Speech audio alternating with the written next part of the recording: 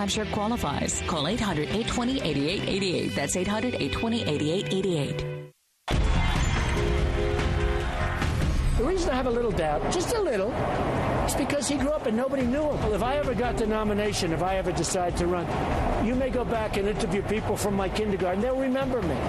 Nobody ever comes forward. Nobody knows who he is until later in his life. It's very strange. So what's he up to? I'm into something here. I want to know what Trump is selling out there. It's not just a birtherism, whether he was born in the United States and came here 2 minutes later or 3 days later, whatever. He's suggesting he wasn't really the guy, isn't really the guy he says he is, the President of the United States. That was Donald Trump 6 weeks ago starting this bandwagon. He began the media tour with that, considering a run for president still. Trump's out on the way right now with spin stories about the president. First, that no one knew him as a child in school, and now Trump's not sure how Obama was accepted into Columbia and then Harvard Law. The birth certificate saga is growing. It's metastasizing. Trump told CNN last night that he believes it's missing the birth certificate. It's not even there. The state of Hawaii, of course, disagrees. Joining me now is MSNBC political analyst Pat Buchanan and Terry McAuliffe, who was the campaign chairman for Hillary Clinton's 2008 presidential bid. I want to start with Pat Buchanan because I am looking around for birthers, and I consider a birther, and this is my rule, Pat, my colleague, anybody who has questions, anybody who thinks this is a significant issue in this campaign coming up, this guy's identity as a fellow American. Is it a significant question to you whether he is, in fact, a fellow natural-born American? Oh, no. Question as to... Let's go to Terry. Pat, pick up with... Pat, get your mic off. Go ahead again. Say it again. Oh, I'm sorry. Look, I believe he was born in the United States, in Hawaii, and in that same week the newspaper said he was. But I have a real question. I'm puzzled why the President of the United States doesn't call the state of Hawaii, say, look, send the birth certificate to me, release a copy of it to the press, let's get it. No. Chris, I want to know why you don't even want to see it, and other people don't want to see it. I wouldn't mind seeing it. I wouldn't mind seeing a lot of things. But why do you think it's important that he go out there and ask and basically get extraordinary treatment, by the way, VIP treatment, and ask to see it? For the same reason you said, Chris, the issue has metastasized, for heaven's sake. By the wackies.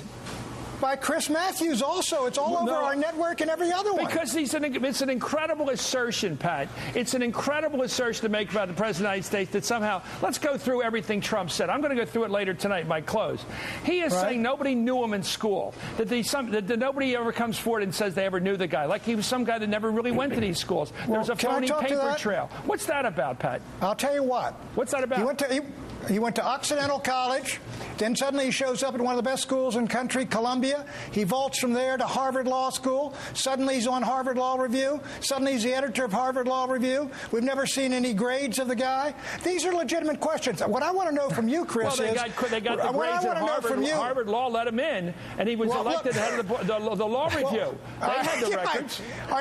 Look, I know a lot of kids that have got phenomenal LSAT scores that can't get into any Ivy League school, and I think a lot of people do. Chris, this is what I want to ask you.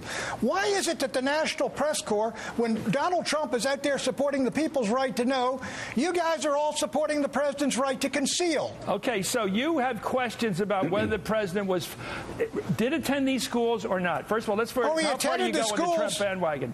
Was he, in fact, in these schools that the Trump says nobody knew him in? I think he went to those schools, and I think the way was very probably greased, and I think he's probably affirmative action all the way. Greased by whom? I think he's affirmative action all the way. Oh, it's an affirmative action case, but there's no mystery about it. It's just affirmative action. I think he's at those schools, sure. Well, you don't think he had outside help getting into these schools?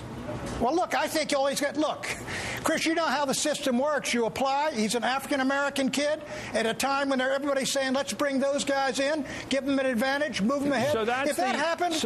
So it's about race, then? It's about whether he benefited from affirmative action. Is that an illegitimate question? No, sure. You can ask any question you want on this show, but my question is, why is that coming up now as part of a question of his identity, whether he's an American or not? The question because Donald Trump is running for... Did he really go to these schools? Because Donald Trump is suggesting that there was something mysterious about it. You say you understand. You say it's affirmative action, which you don't like. Trump says there's a mystery here. Let's go to Terry McAuliffe. What is he really raising here, Terry? Because he raises the question, he wasn't a popular kid in school. I'm working on this book on Kennedy. A lot of guys didn't know they went to school with him. And not everybody's a big shot BMOC walking around strutting, saying hello to everybody, learning everybody's first name. And Chris, let me be very clear. For those students who went to Georgetown Law School with me, many of them will not remember seeing me there many times either. I hate to see the overtones of what's going on. Well, what are the overtones? Well, what's Pat talking about? He got special treatment. Listen, Barack Obama, magna cum laude at Harvard Law School. He was editor of the Law Journal. What I think the American public, and I'm not in the business of giving the Republican Party advice, but let them continue on this path, because to the independents and to the 17 million people who are not working in the jobs that they want to be working in, they think this entire conversation is ludicrous. And when it comes time to vote, they're going to pull the lever for Barack Obama, who's talking about jobs, national security. And here you have the fringe Republicans out here talking about issues that they're not talking about around their kitchen tables. Okay, people are worried about Pat, China I want to get back to and this, everything else, and they're talking about this ridiculous issue. You suspect he wasn't qualified to get into Harvard. I admit these schools are hard to get into. He wasn't qualified to get in there. You suspect that he got to be ahead of the law review. You think that was some affirmative action number there too? Sure. Look, I've seen applications for law review that have special slots for minority students. That's you correct. think you got a break there? That would be my guess. But, Chris, what I want to know is why... Why is it your guess? Why do you keep... You and Donald Trump. Trump, he says he didn't even write the book because he's not good enough a writer to write the book. Chris, what How do you I make these assumptions? He's not smart enough to be head of law review. He's not smart enough to write a book. Do you know how this bothers people that you make these charges? You're assuming a priori there's something intellectually deficient about this guy because he couldn't possibly have done all this stuff, and yet we watch him every day showing this kind of brains. Well, Chris, what I want to know is why you don't want to see the test scores, why you don't want to see any of these things. You're supposed to be a journalist. The people's right to know. I don't want to see his essays and his test scores. I read his book. I mean, what am I supposed to become, a master of his paperwork?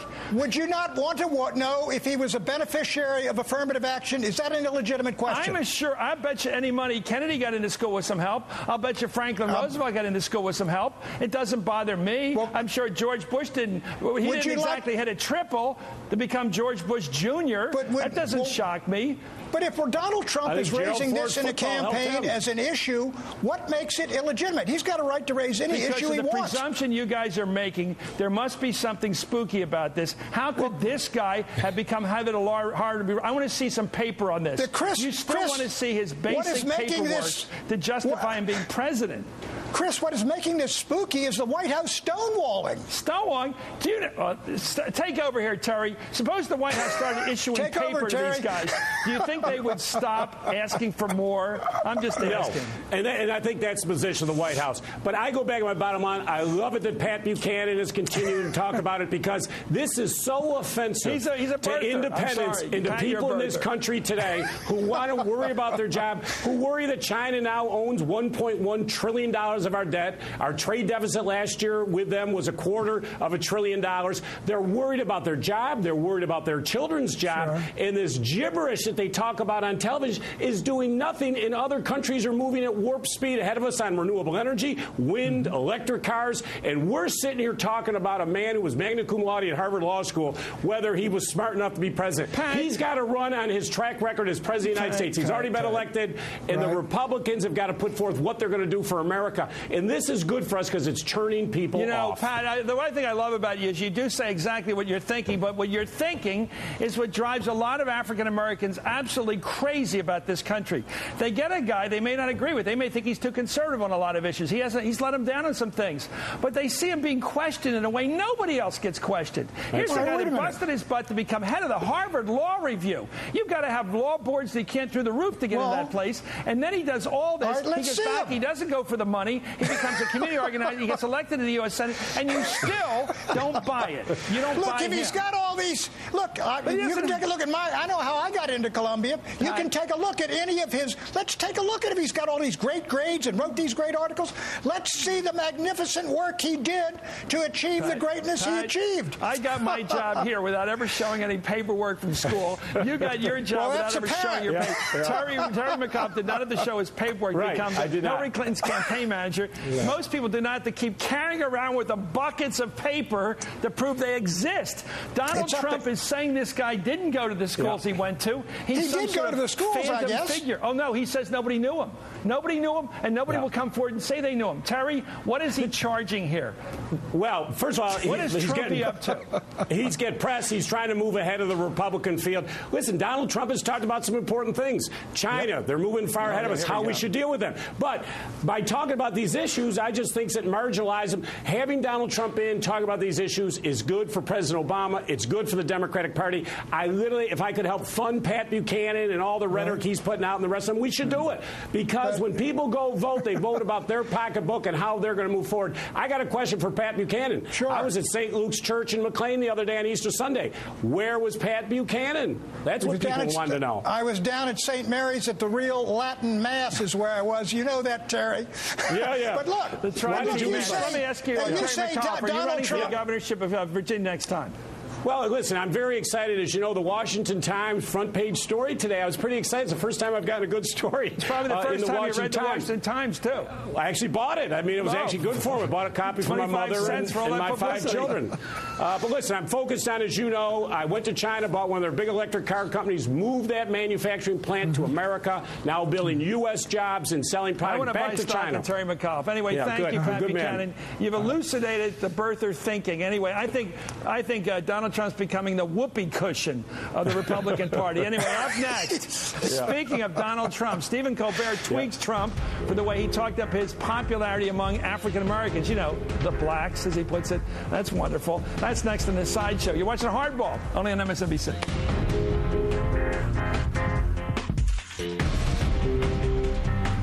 I mean, I cannot